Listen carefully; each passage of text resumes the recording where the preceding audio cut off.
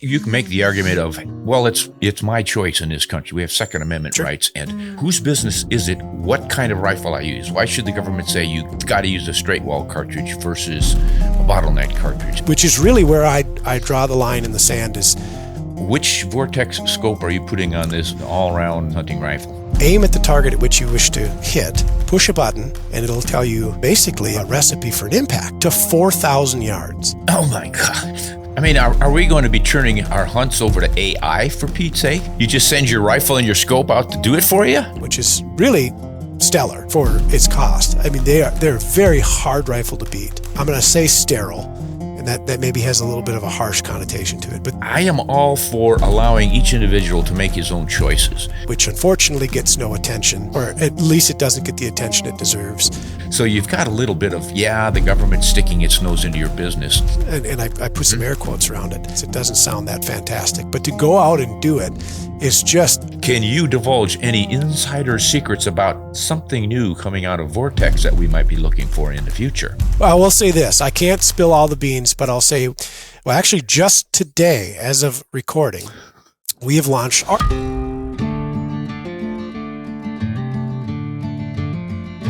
Hello, everyone, hunters and shooters. I've got a story to tell you today about bird seed and rifle scopes.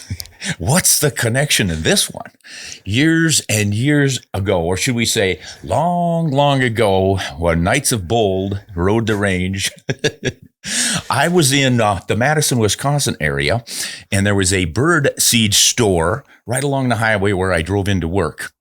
And this bird seed store was selling binoculars, and they were called Eagle Optics. I thought that was a little bit unusual. I'd never heard of Eagle Optics before, but they were selling enough bird seed, and people were asking for binoculars to look at the birds who were eating the seed. So they said, let's make some binoculars. And they were doing that. Somehow along the way, a hunting guide friend of mine from Idaho found out about these Eagle Optics, thought they were pretty good binoculars, and he met the owner and visited with him a little bit and asked him, why don't you expand into the hunting market with your binoculars? Because I sure like to use them when I'm hunting. So he hired this gentleman, Paul Neese, and being the hunter he is, Paul pretty soon twisted the owner's arm enough to get him to start making some rifle scopes. And voila, Vortex Optics was born. That's the way I know the story at any rate. And we have someone with us today who's going to really fill us in on that. But more than that, he is what I call an industry insider who's also a real hunter and a real shooter who knows his stuff. He's like the encyclopedia of guns and ammo. You ask him any question about any cartridge in the history of the world, he probably has shot it. He knows the answers. But I want to pick his brain about where all of this is going, where we as hunters need to look for future developments in scopes and rifles and ammunition and bullets and all the rest of it. So without further ado, because this was enough ado, I want to introduce you to Ryan Muckenhirn. You may know him from the Vortex Nation 10-minute talk videos on YouTube that never run 10 minutes, more like an hour, but they are really well done. Hey, Ryan, welcome to Ron Spomer Outdoors. It is great to have you. It is a tremendous honor of mine to be here, sir. Thank you. Oh, well, it is our pleasure. Now, Ryan, I kind of gave the history of Vortex. Was I very far off on that? No, spot on, in fact. From bird seed and bird baths to advanced weapon sights and incredible technologies in sport optics. Yeah, it's amazing. You know, you guys went from in the mid to late 80s, I think is when they got started. And then from the 90s on, you were just kind of one of these little startup companies. And now look at, gosh, everybody knows Vortex Optics. You guys are huge. So you've obviously done things right and done your research. How long have you been working there? I'll be with Vortex 10 years on the 8th of September. Now, what about your show? How did you get started doing a YouTube channel with them? Well, so that's an awesome question. So we had moved to the new building here in Barneveld, Wisconsin, in 2018. And we had kind of toyed around with podcasts a little bit at our old building, but we didn't really have the facilities to do so.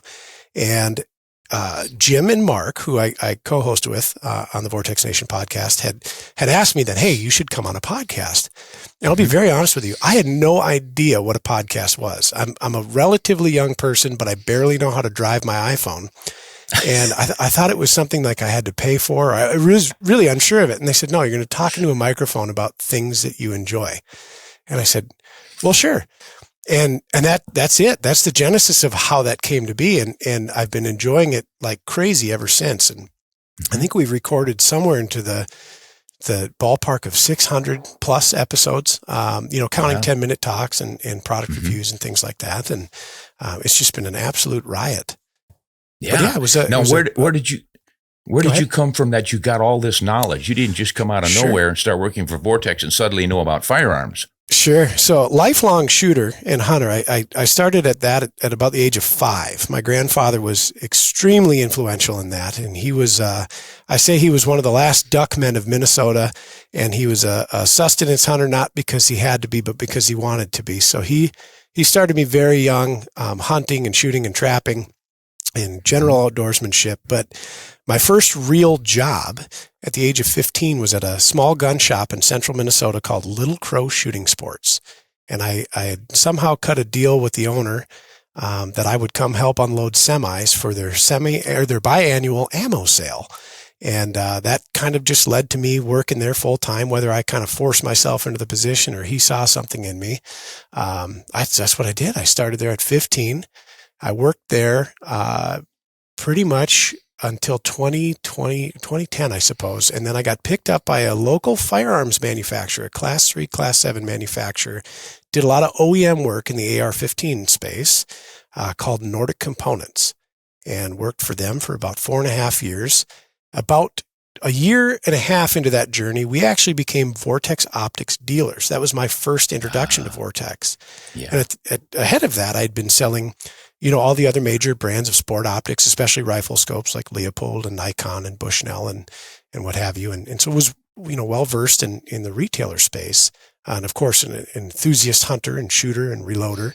And then was introduced to Vortex, and well, one thing led to another. And now I live in Wisconsin. Here you are, huh? Yeah. Yeah. And you're obviously enjoying it.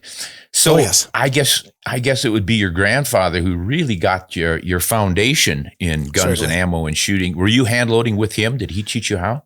He got me my first reloading press, I would say at the age of 12 or 13, and mortified to touch it because I was positive that I was making, explosives in the basement. And then working at that little gun shop, the exposure, especially to my customer base at the time, most of those guys were into their 50s, 60s, and 70s. They just poured the gas on, and then I just took off with it. I'm fanatical about reloading. I enjoy doing it. As cartridges that I don't have to reload, I go out of my way too, just to see what happens, So Grandpa was in fact the catalyst behind everything I do outdoors, and then the refinement of that came from the occupation, I suppose. Yeah, that's pretty amazing in this day and age to think that a 15-year-old is working in a gun shop. Yeah. We have certain elements of society who don't even want them to be able to pronounce the words gun shop. Sure. No, you couldn't be further from the truth on that. And it's a shame, but it was the only thing I was ever really good at. Yeah. So, how about now? Are you good at anything else? No, honestly, when I think about it, it's like, what are my hobbies? And I think, wow, I am that one-sided. I really pretty much only hunt and shoot and think about hunting and shooting, and everything that goes along with it. I'm a very poor excuse for a gardener. Other than that, nope, that's about it, Ron. That's about all I do. Hey, well, it's great to have guys like you because you can fill in all the gaps for the rest of us. Yeah, right. Pretty amazing. Yeah. And you cover it so well on your show. You guys have great production value. The two of you together, you and Mark, bouncing things off, and Jim comes on sometimes, and it just works really well. I would urge everybody to check out this Vortex Nation 10-minute talk on YouTube.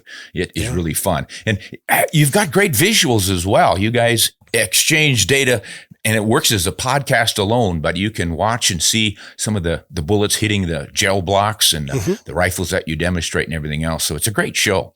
Now, I want to get a little bit beyond our shows and what we do and talk more about what I think most of our listeners are interested in, which is the rifle itself and the scope. And all of the gear, because I want to get your insider's take on where you think this is all going, because technology.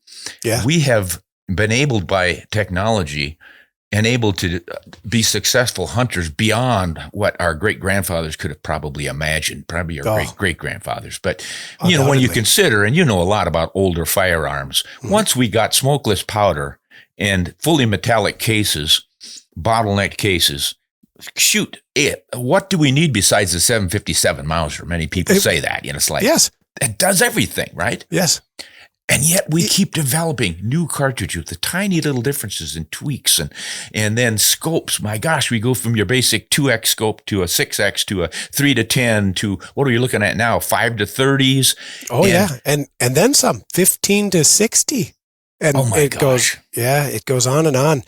It's a really interesting question. What does the future hold in that space? And it's been wild for me because I've been this we'll say semi-conscious, semi-adult in this industry my whole life. So this is, 20 years effectively that I've been doing this. And what has come out for the global hunter and shooter, not just the American consumer, but the global hunter and shooter in the past even 5 years, is just like you said, it's some Buck Rogers stuff that's technological advancements that 10 years ago I didn't even see on the horizon. Yeah. A great example of that. This past year, we released a weapon-mounted rangefinder and ballistics calculator. We call it the Impact 4000. And it nestles either on top of your rifle scope or on the side of your rifle or anywhere you can kind of fit it to the system. You can plug in your unique ballistic profile to it, slave it to your rifle scope's reticle, aim at the target at which you wish to hit, push a button, and it'll tell you what you need to correct for in elevation, what environmental impacts you're going to have from wind drift, from spin drift, what your variance in altitude is going to do to your trajectory, and provide you with basically a recipe for an impact, thus the name, the Impact, to 4,000 yards. Oh, my God. I know it. My first handheld rangefinder was a Leopold RX 750. And so it was functional on non-reflective targets like a deer or a pronghorn to maybe half of that rating, and I could pick a steel plate to 700 or 800 yards maybe on a good day. And now we have a 4,000 yard rangefinder that on top of that will calculate your ballistic solution to target. And again, 10 years ago, this was something that you saw in science fiction. And other companies out on the market are figuring out ways to integrate similar systems into the rifle scope itself. We have these very powerful machines in our pockets everywhere we go, even wristwatches that can calculate ballistics and at the click of a button or the scroll of a menu, give you real-time data out there. And it's amazing in many respects, and also very hard to keep up with and very hard to predict what the consumer wants or needs, and what does the next 2 to 5 years hold for us with these technological breakthroughs that we see on the market. Exactly. Yeah. Are we going to be turning our hunts over to AI for Pete's sake? You just send your rifle and your scope out to do it for you? Well, see, this for an old duffer like me, this is the question. It's like, guys, why? Why are we going there? I'm as enthralled as anyone else about the ability to do this because all along, hunters have wanted to reach a little further and shoot a little more precisely, which I think is wonderful. And we should all be striving to be the most precise shooters we can be to take our game. Yes. But at what point do we lose the hunting for the technology? It's an extremely valid question. And it's one I think that we as hunters and shooters have to ask ourselves and assign that answer personally. And I'm with you, I love the technological advancements that have come out. And I'll be the first to tell our new product development team and the engineers, hey, build your product to work for guys like me because I don't really know how to fly that spaceship yet. And make it easy and make it functional. And if I can do it, I think everybody will just have a gas running with it. And it is an interesting thing. I think about just going to rifle technology alone. I remember when this little gun company called Ruger came out with this rifle called the Precision Rifle. And, that wasn't all that long ago, 2015 or so, 2014. Yeah, to me, that's a new rifle. And what that rifle system and its capabilities and the cartridges that it came chambered in did for the American and global shooting landscape was simply push the envelope hundreds of yards further than we had been capable of conventionally before. And with that, rifle scope technology from all the major rifle scope manufacturers has come along, and we now have capable systems out of the box for around $1,000 that'll bring us to 1,000 yards, and we can do it on the same day, just after bolting the rifle scope on there and loading the magazine with ammunition. And that's before the technological assist comes along, like rangefinders and ballistics calculators and things like this. And it is wild, Ron. You're absolutely right. So again, we get back to this philosophy of when is enough and what is the point? And as you said, it's up to each of us to decide what that point is. But it just seems to me that our industry is pushing hunting a little bit to the background and going for more of the police, military, high-tech, long-range precision artillery, shall we call it? Sure. I often question if it has all that much relevance to hunting. And I am all for allowing each individual to make his own choices. Sure. Wildlife, and as far as I'm concerned, wildlife needs to be managed for its own sake first, and secondarily for everyone's equitable distribution, use, whatever. You should be able to go hunting as often as I go hunting. You should get a big buck when I get a big buck. But there's too many of us and too few of them, so we have to figure out some way to distribute it. The job for the biologists and the managers of wildlife are to maximize the successful populations of all wildlife. We don't want to wipe out one species in order to have twice as many of the other species. You got to have a balance. You got to be ecologically minded about all this stuff and then have sustainable use of that resource. That's what drove me as a kid to get into hunting, and then from there into shooting and rifles. When I got started, my only interest in firearms was, could I afford it? Would it shoot a deer? Sure. This was an extension of my bow hunting. I started off as a bow hunter, and it's like, boy, I could have gotten that buck if I'd have had a 30-30, so I got one, and then on the scale I went.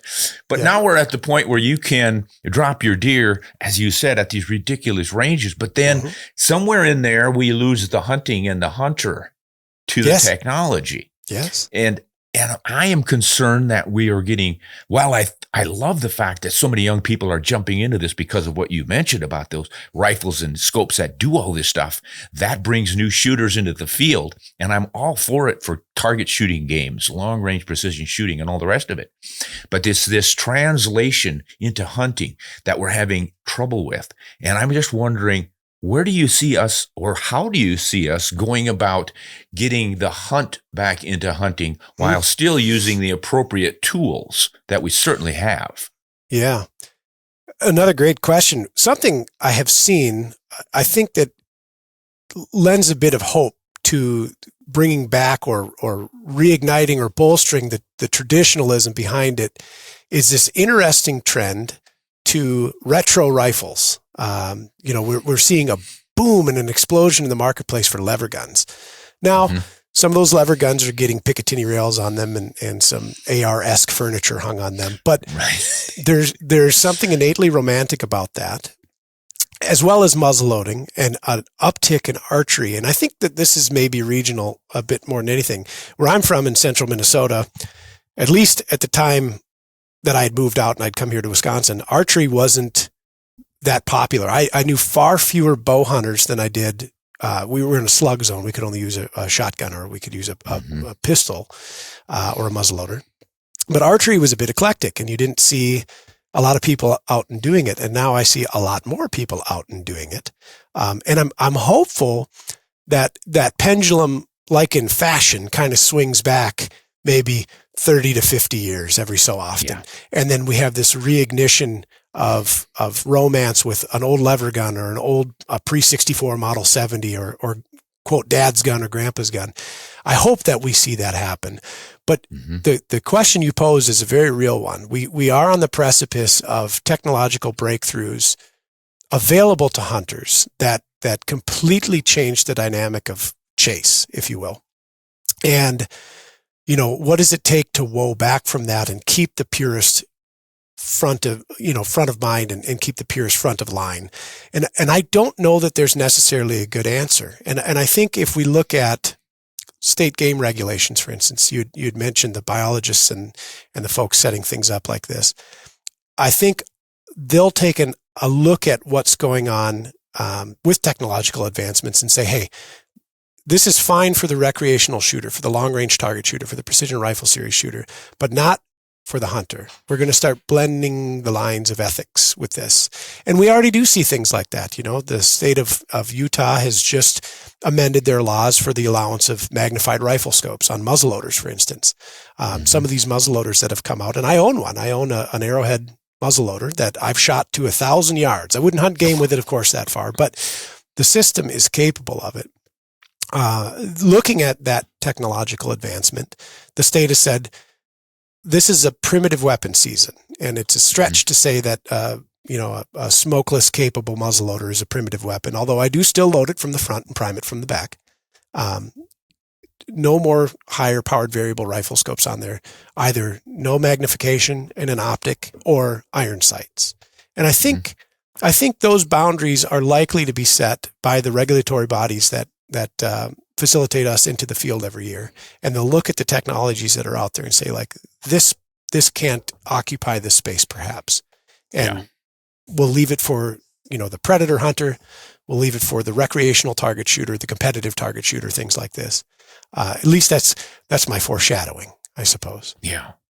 And you can make the argument of, well, it's my choice in this country. We have Second Amendment rights, and whose business is it what kind of rifle I use? Why should the government say you got to use a straight wall cartridge versus a bottleneck cartridge and all those other state by state regulations? Well, it's social engineering, I guess, to a degree. Some of it is hinged on safety, they suggest at any rate. They think one thing's a little safer than the other. There's really not any evidence to support it. So you've got a little bit of, the government's sticking its nose into your business. And again, I go back to the biologist saying, look, we can afford to harvest 10% of our population of this particular species. And if we're selling 100,000 licenses a year and the hunter success rate is 20% or 40%, whatever, and they balance those numbers out, I don't care what you take him with, guys. We hardly recommend you use an adequate cartridge with the best bullet and all the rest of it. But when you look at the different state regulations, one of them seems crazy. In some states you can use a 22 Hornet to go deer hunting, and the next state you've got to start off with at minimum some sort of a 24 or 25 caliber. In some countries, I think they won't let you go any lighter than a 270 Winchester, et cetera, et cetera. So I like the idea of coming down to an educated user, the hunters. And this is where I want to get back to. I don't want to be saying you are not a hunter unless you use a homemade bow and you chip your own points. Sure. And I'm not going to say you can't use the latest 300 PRC cartridge for longer range. And I'm not going to say that you can't shoot at an animal that's 2 feet farther away than 500 yards and all the rest of these things. I would like to think that we can educate ourselves and adopt a hunter's ethic about what we're out there doing that has room for the guys who want to shoot it with their homemade bow and string and guys that want to use their fanciest rifle with a fancy scope and then still do it with the highest ethical standards. Can something like that work? I think so. Absolutely. And, at the end of it, I'm thinking as you're talking here about technological assist that we have in our palette. And that Impact 4000 rangefinders is a great example. It's an incredible system. The laser accuracy is superb. The ballistic computation is superb. At the end of it, though, the shooter still needs to know the fundamentals of marksmanship, still needs to understand exterior ballistics and terminal ballistics, still needs to be a trigger puller. It doesn't pull the trigger for you. And I think that's a very bold line in the sand, that we're not there, nor do I think we're ever going to get to a point that we see that as, like you said, you send your rifle and optic out and it goes and catches your critter for you. No. And like you said, it ought to be structured in a way that for the lady or gentleman who wants to take the self bow that they toiled over for a year in their garage to build, as well as the lady or gentleman who, has the time to go pick up that new rifle, that new optic, and get it assembled and get a zero and some quick data. We all should be able to occupy the same woods, the same mountain, the same prairie, at the same time, get along, and at the end of it, end up with ethical harvest, sustainable harvest and things like this. Yeah. But that is a fickle balance to strike, So, Yeah. Well, I agree. I think you're on exactly the right track. We're sort of a similar mind, I think. But so knowing all this, knowing what you know, what would you recommend for folks who are really interested in shooting as hunters? They may be interested in long range shooting and all the elaborate precision stuff as well, but they really want to focus on hunting using the ideal rifle scope cartridge combination. Sure. I mean, always getting lots of attention whenever I do a topic like the best all around cartridge or the best elk cartridge or the best deer. Everybody wants to know that. But let's take the whole package. How does a hunter who really wants to be involved, he's not going to be throwing a spear, but he's also not going to be shooting 4,000 yard setup. Yeah. He's going to be your average guy hunting out to maybe 400, maybe 500 yards, whatever he sets as his particular standard. Yeah. What rifle scope cartridge combinations how do you define that so folks can say, okay, I don't have to waste my time thinking about a 338 Lapua. Yeah. And I don't need to think about the 22 Hornet. How do you make this balance? What's your rifle scope cartridge combination look like? So for me personally, and this is probably one of the more common questions that we'll get on our side of the house, especially for new hunters, folks that haven't had decades of experience in it. And a lot of times adult onset hunters, where they don't know necessarily what they don't know, and they're coming to an expert to find that answer. My personal take on it is modesty is key. And I'm not saying go hunt deer with a marginal cartridge or go hunt elk with a marginal cartridge, but pick a cartridge that is manageable. And by that, I mean on you, the shooter, on your wallet. It's something that you can shoot frequently, often, and regular, and become very adept with and very familiar with, and find a rifle system, whatever the make and model is, that's fitting your price range, but also fits you physically, your stature, your build. And it's very difficult to say that one, brand X, cartridge Y, and optic Z is going to be your ultimate recipe for success. But for me, I would say in the past maybe decade or so, because the younger version, the 17, 18-year-old version of Ryan would tell you a very different story. It would be a 300 Weatherby, and it would be a very technical rifle scope. I would be pouring on velocity because I thought I had a need for the 700-800 yard shot. And then I was met with reality later. And that's a true story. I had a 300 Weatherby commissioned, and I killed my first Western species with it was a pronghorn. So the smallest of them, at 87 yards. So could have done that with my 30-30.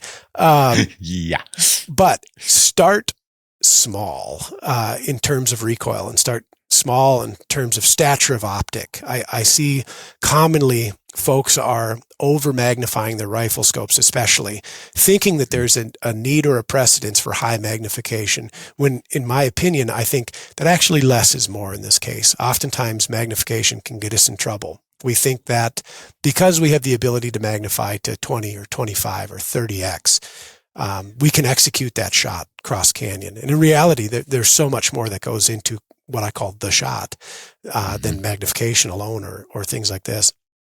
I like cartridges in the 308 to 30-06 class of case, so the derivatives thereof. On the very light end of things for things like whitetail and pronghorn, 243 Winchester with an appropriate bullet, 260 Remington I was a very big fan of for many years, 7mm 08, which unfortunately gets no attention, or at least it doesn't get the attention it deserves. I'm a huge fan of the 308 Winchester, 338 Federal. I'm actually having one built. And then into the 06 class of cases, everything from 25-06 to 338-06 for the North American palate within reasonable distance with the right bullet choice from a construction standpoint. Those cartridges are going to accomplish most of our needs as shooters to that 400 or 500 yard line.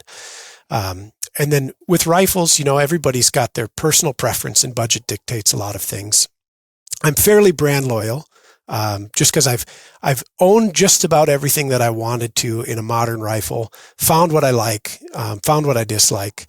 And for me, the Tikka T3 is a very, very hard rifle system to argue with. Aside from the 2-position safety that has a bolt lockout on safe, and a detachable magazine, which I'm lukewarm on, I would say that's about as good a system as as I've found. But there's a lot of other fabulous options out there. A classic Remington 700, a Howa 1500, a Ruger Model 77, or Ruger's budget rifle, the American, which is really stellar for its cost. I mean, they're a very hard rifle to beat. Modern manufacturing and modern rifling practices and barrels and assembly practices have left us as consumers with a huge palette to choose from, all of which are more than adequate, all of which are really quite outstanding. And so some of this will be, it fits you literally, or fits your personality, or fits your styles and tastes. And that's the selection you should go with it, I suppose. I like a very lightweight rifle. So I'll try to keep my rifles scoped at under 7 3/4 pounds. And I like to drive lighter than that yet, if I can. One of my very favorites is a Kimber Mountain Ascent chambered in .308. And with an optic and 3 cartridges and a sling, it's 6 pounds, 2.5 ounces, ready to go, Yeah, you're singing my song. Yes, it's a rifle I love to carry. I shoot it well, although you'll have to work with a little bit more recoil, and you'll have to contend with that and kind of learn how to drive a gun that when you reduce the mass of the system, you're going to pay for it on the recoil end of things, and it's going to be inherently not quite as shootable a rifle. But I digress. I think modesty in your optic selection, modesty in your cartridge selection, of course, be adequate from a terminal performance standpoint. I'm not one to advocate taking the marginal cartridge on the big game hunt. Take as much cartridge as you can handle on the hunt and off the hunt while you're on the range practicing. Take the right bullet and get a rifle that's, very reasonably accurate. In today's day and age, with the technology that we have available to us as shooters from ammunition companies, bullet companies, powder companies, and optics and rifles companies, we have the ability to have superbly accurate firearms, and find those and exploit them. They'll pay you dividends in the end. Yeah. Now, which Vortex scope are you putting on this all around? This is my nicely balanced hunting rifle. So I'm very partial to our Viper HS series. So it's right in the middle of our line, and specifically the 2.5 to 10. And so I speak to that modesty. I don't love hunting higher magnification. I like the weight and the balance of a short format optic. It's coming in at just under 17 ounces.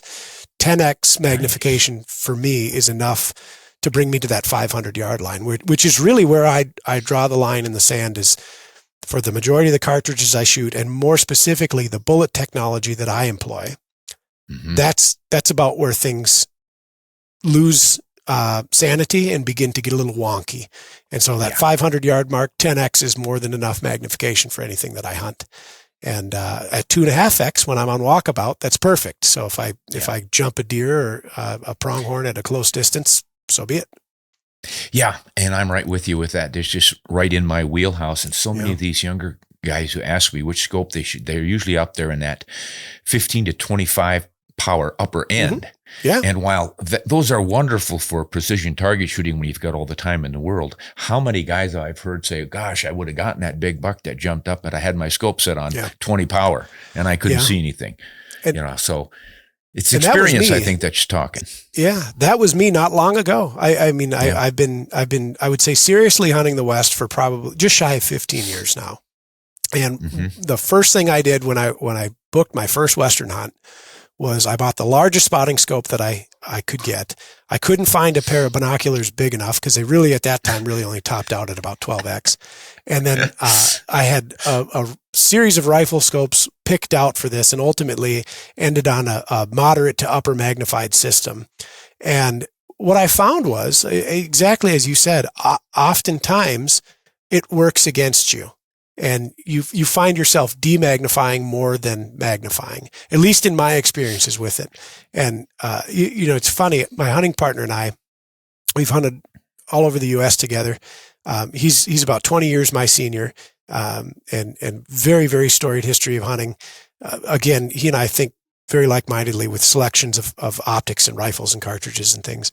On our way to Wyoming this year, we tallied up all the big game species or critters that we had taken in North America, at the yardages that we shot them with the cartridges that we shot them with the bullets that we shot them with. And we come up with this fantastic, number of critters and an average shot distance of around 255 yards. And, if I think back at that, a 3 to 9 would solve that problem, every single time, Yeah. And that's been my experience as well. And I think, they say, oh, you're just a dumb old FUD. You're just a Luddite. You don't know anything about all this wonderful new technology. But then the counter to that is you guys haven't been there and done that yet. Sure. And that's where we learn this stuff. I think as young people, we're all excited about the latest and greatest. I was like you. I wanted the fastest cartridge I could find. I'd go through those hand loading manuals and find the absolute fastest one there. And I didn't know anything about BCs and wind deflection. It was just speed. Yeah. And you end up with your 300 Weatherby Magnum or whatever the top dog was, Yeah. And in some cases that is the right choice, but I think we spend too much time with the kind of the all-American bigger is better. And then with experience, we start to realize, wait a minute, maybe 20 power scope and a 10-pound rifle to launch a 300 grain bullet's not what I really need for pronghorn. In fact, yes. And really, for me, it was the 300 Weatherby. This is a great example. It's a brilliant cartridge, and it's an old cartridge, 1944. It's been around, and it's done that, and it's been there.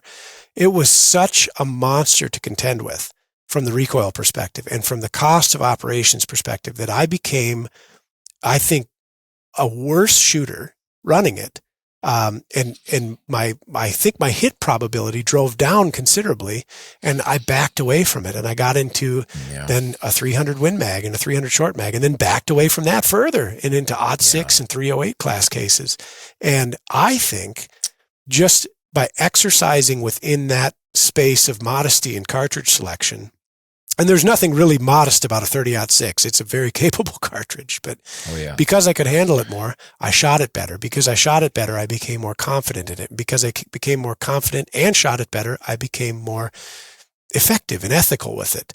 And you'll soon realize that you don't actually need that big, fast-stepping Magnum. There's an insurance policy with it, and it does come in handy in a pinch. But for the most part, that more gentle, modest cartridge that you can drive well is the recipe for success, in my opinion.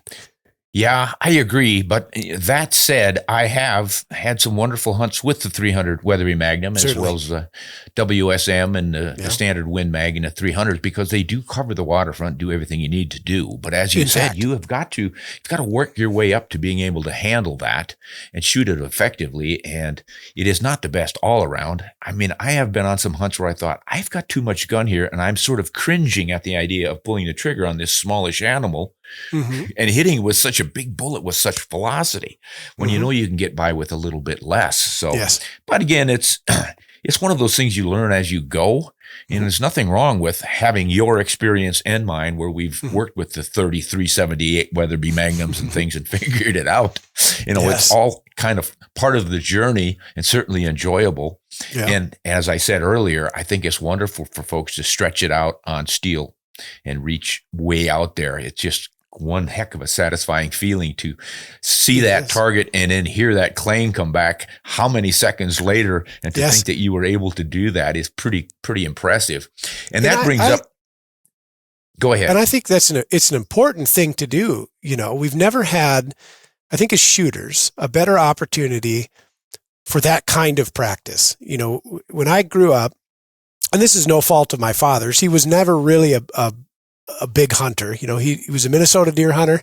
We had a deer camp, very traditional, pulled up a mouse infested trailer and sat around a campfire for the opportunity to maybe see a whitetail, right?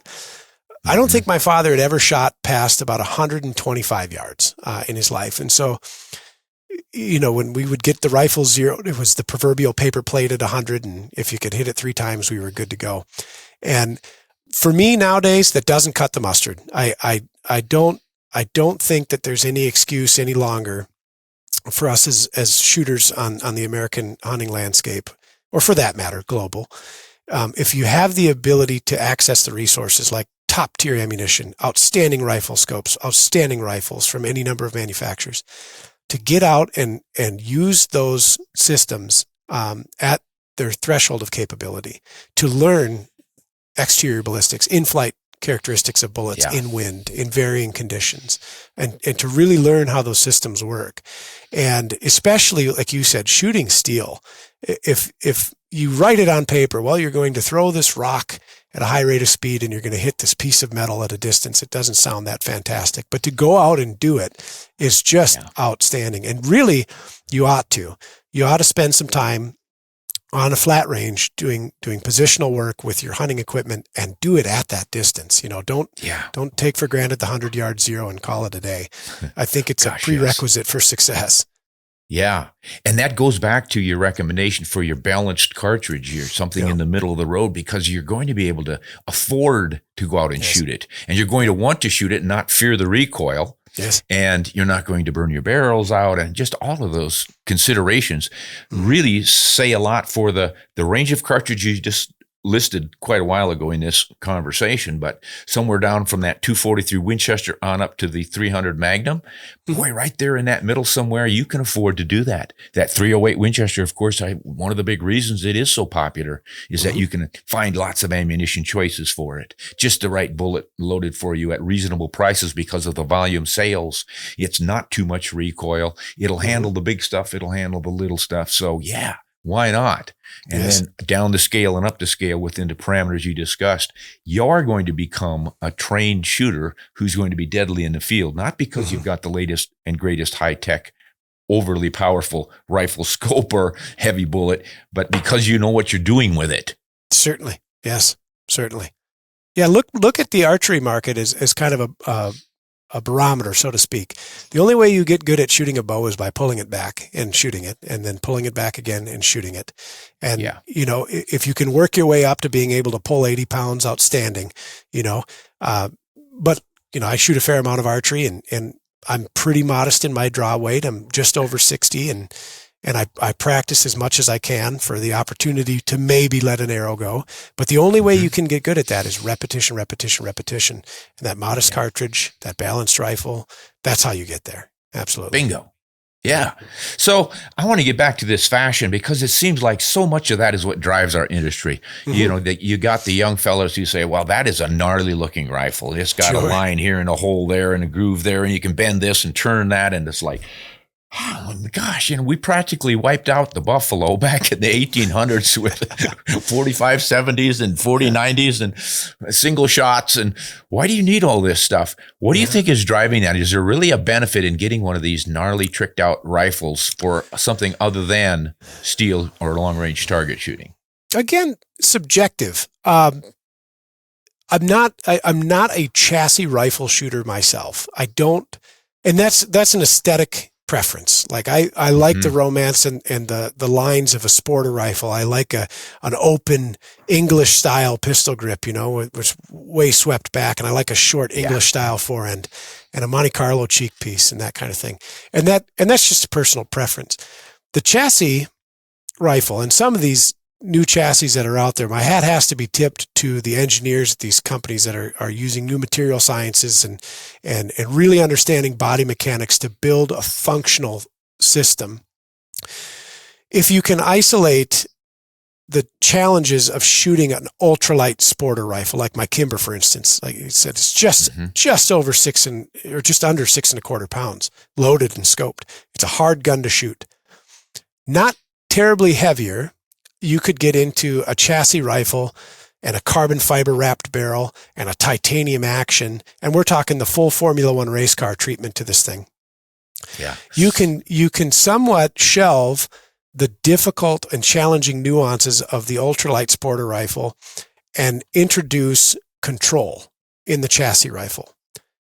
Stocks that are multi-axis adjustable and pistol grips that we can hold on to and tailor to the fitment of the individual's hand, and the ability to attach the rifle to a bipod or a tripod using an Arca Swiss standard rail along the bottom of it, and really make an exceptionally stable and ultimately extremely accurate and repeatable platform. And that's undeniable. For me personally, I don't like the way they feel and I don't like the way they look. I'll concede to the fact that it's more challenging for me to shoot my rifle off of shooting sticks or off of my pack or off of a tree limb than it would be to have one of these systems. But they do bring expressed and clear utility to the table. And that for me is undeniable. And when I'm shooting on a flat range, whether we're at our outdoor range here at Vortex or whether we're on our indoor range here at Vortex, to be able to interact with that rifle, like a chassis rifle specifically, and to amend the stock so that the fitment is perfect. My shooting experience is better. My results on steel and on paper are better. There's no doubt about it. It's just, for me, they're a little bit big, they're a little bit bulky, and they're not something I personally like to carry into the field, and therefore I don't. I still stick to those classic lines.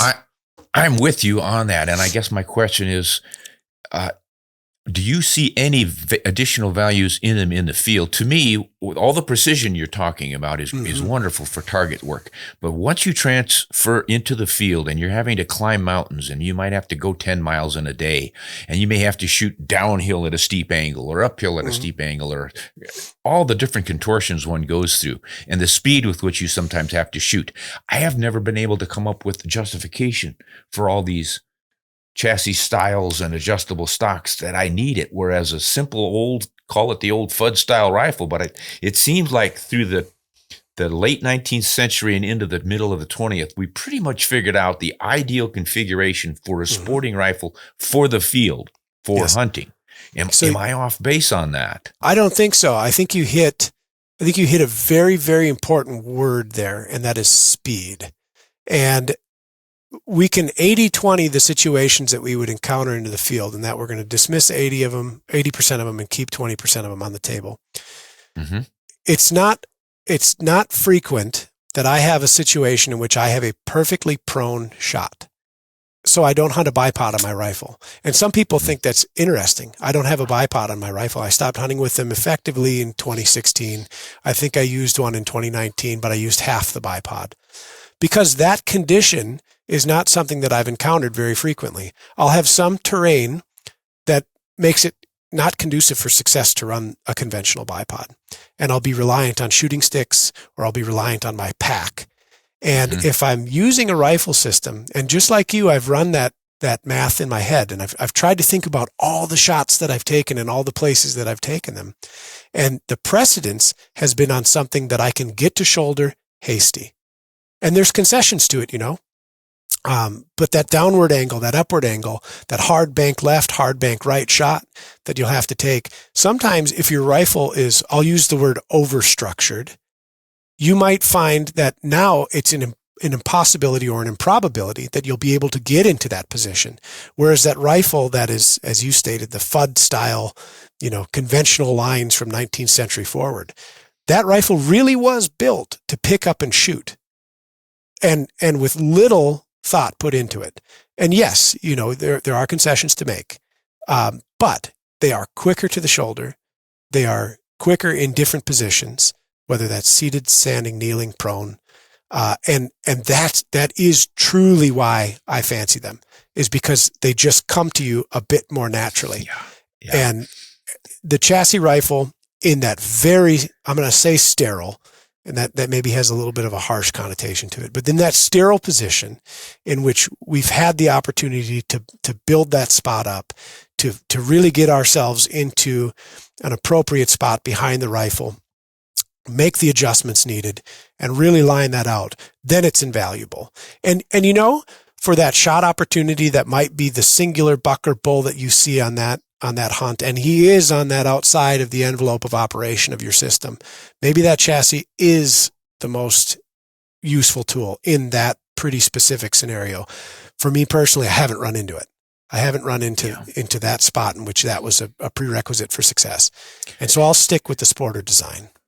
Yeah, obviously I agree with you, and I've had experience in mountains around the world and swamps and you name it, out in the flats, and it's just so seldom that I'm in a good position to use a prone shooting position other than on a pack over a ridge or something, that I have just pretty much my entire career done what you're talking about with that sporter rifle and some light shooting sticks up in front of my pack.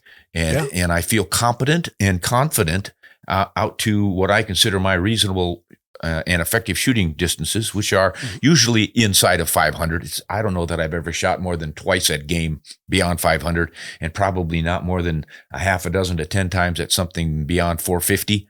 Most, as you said, 250 yards or so, you figured out that sounds right about there. And that's the hunt. And, so, you think about this. I'd said I define the shot, and I put some air quotes around it. And the shot for me is I have the position from as a shooter. I've got a stable platform. I have my pack, or I have my shooting sticks out. I have the attack angle on target. So I have an animal that's presented either broadside or in a position that the particular bullet that I'm firing can make it through to the good stuff. And then 3, I have the environmentals. And how often, and Ron, you've been doing this longer than I've been alive, how often has that shot with those 3 criteria been met at distances over 500 for you? Exactly. Very infrequently. Yeah. As I said, probably 2 times in my entire career, and I've been out there doing it since 1968 or so. Wow. Getting out there. Yeah. So what I think my final question has to do with attitude. I don't feel it quite as much now as I did about 10 years ago, but it seemed like back then I was finding that too many hunters were not really joyful anymore. Sure. And I remember as a kid, even in the advertising, you saw happy hunters in the ads. Back in the 50s, it was always like dad with a pipe and the little kid was along and the dog was smiling and bouncing up and down beside them. Everyone looked happy. And then for a time we got there where everybody was so focused and so, I'm going to get that animal. And they almost looked angry. And then I don't know if that colored my perception of hunters, but do you think hunters today are still having fun and finding joy in being out there? You mentioned the camaraderie of your old mouse-infested trailer in your hunting camp and sitting around the fire and all the stuff that we old-timers love. Are we still getting that with these young guys? Are they so fixated on their latest technology and rifles and being able to reach out there really far and getting their animal and getting that score and getting home? We had the scoring all along. I think it's just human nature. The old, the biggest, the best, and the fastest, and then you're the hero. I can remember back in the early 70s, guys would brag about how quickly their deer hunt went. Yep, I was home in time to watch the game. I said, if you were interested in the game, why did you waste your time going hunting? Yeah. Yeah. That's a fascinating question. I think social media does interesting things for us. I think that it's a wonderful way to share with people across the world. And I'm on social media and I've got, friends that I've corresponded with in New Zealand and Australia and Africa and Europe. And I don't have the opportunity to head on over and see their game room on a weekend and hear the stories, retold, but it's an interesting thing. But I think to your point, that attitude is perhaps seeking some sort of validation there, right, wrong, or otherwise. And, I'd like to think, and I don't know, I don't have a good answer. I'd like to think that, everybody who's heading out there still gets the butterflies like I do. When the opportunity comes up, when if I'm stand hunting here in Wisconsin, I hear that twig snap behind me, there's 99% likelihood that it's a squirrel, but it could be a buck. It could be. And I'd like to think that we all still get those jitters. Cause I still certainly do. I had the opportunity to kill 2 whitetails this fall and I was beside myself. And I'm talking a very young deer, 2.5-year-old buck perhaps. And I've had the opportunity to shoot a lot of whitetails, and this one was certainly nowhere near the biggest one that I've got. But the gentleman who was in the blind with me, he had to ask me if I was okay. And I said, no, I still get this way when it happens. Yeah. I like to think that we're all still that way and that we ought not to take ourselves too seriously because I don't think it does us any good. Maybe, but I don't know. I don't know how to answer that question because I think why we hunt is still very personal. My hope is we all still hunt because we have either a rich family history of doing it, or we have a biological compulsion to do it. And to maybe get a little bit into the weeds, I personally feel I have a biological compulsion to hunt. Yeah. There is a drum that is struck around the 1st of August when the light starts to change a little bit. and the plants start to wilt a little bit, that something in my hind brain, some vestigial trait awakens, and I have this obsessive need to gather. And I'm driven outdoors. I'd hope, Ron, I really do, that we're still out there with that at the back of mind, and it's moving ever faster to the front of mind as we get nearer the seasons. You're right. I hope so. Yeah, I think you're right, because I don't know, when I was young, it happened to me. As you said, it's biological. It was just in my brain back there in the primitive atavistic urge to be outdoors interacting with wildlife. And that spread from fishing and hunting to birding to plant identification. I mean, I get a thrill going out hiking the hills in the springtime to see the flowers popping up, because I don't know, that's a beautiful part of nature. It's part of the reason that I'm out there, whether I'm turkey hunting or not. And I know that contributes to the wildlife that I'm going to be hunting in the fall. Yeah. We get a good crop of hawthorns this year. That means we're going to probably get the pheasants and the grouse coming in to feed on them. I know where to go. All of those things, I just soaked it up, and I still do it. The intensity isn't quite the same now. It's more leveled, moderated, but it's still a critical part of my enjoyment of life is the whole aspect of being out in nature, being a part of the program rather than just an observer.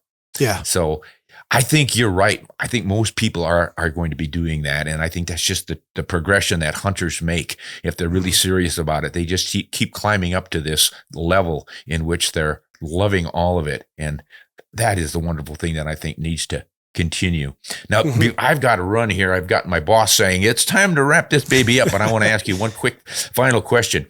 Can you divulge any insider secrets about something new coming out of Vortex that we might be looking for in the future? Well, actually, just today, as of recording, we have launched our golf range finders, which is a new avenue for us. So if you're wondering what to do in the off season and you're thinking, I ought to hit the greens, we've got a golf rangefinder for that. Well, I will say this, I can't spill all the beans, but I'll say one thing that I'm very fortunate to be a part of here at Vortex Optics is and it's what we live and die by, is listening to what customers are asking for. And I would say that our new product development team, our marketing folks, and our engineers are very nimble with this in saying, hey, what are the problems that folks are trying to solve, and how do we help them? 2024 is going to be an exceptional year for us in broad swath category, and 2025 is looking exceptional as well. We're not doing the release it all at SHOT Show thing any longer. We kind of went away from that model a few years ago, and we're releasing products when they're ready to be released now. Nice. And so stay tuned at the end of Q1, beginning of Q2, and stay tuned at the end of Q3, beginning of Q4, because we have some outstanding products coming to market that really truly benefits and force multipliers for the hunting and shooting communities. So. Yeah, that's great. Yeah. Responding to what your customers want. And what a novel concept. Yeah. We're nothing without our customers, so we ought to pay attention to what they're after. Well, that's wonderful. Yes. Ryan, I want to thank you for visiting with us today and sharing some of your insights into what's going on in the industry, but also internally, and helping us to all understand where we are individually in our pursuit of shooting and hunting and guns and ammo and scopes, and kind of take a little deeper dive into why we do what we do. I think it's an important part of our personal discoveries as we go. Yeah. And thanks for your contributions to the industry as well. You do a great job over there. Once again, everyone, watch Vortex Nation's 10-minute talk videos on YouTube. I'm sure you're on all the podcatchers, right? Yes, absolutely. All the major platforms. So yeah, great. Well, I'm going to be paying more attention to you from now on, Ryan. I would like you to say hi to Paul and Mark for me. And I want to thank all of our listeners and watchers here on YouTube for joining us. This was Ryan Muckenhirn from Vortex Optics giving us the inside scoop. Thanks so much. We'll see you all. Yeah, my pleasure too. We'll see you all next time. Hunt honest and shoot straight.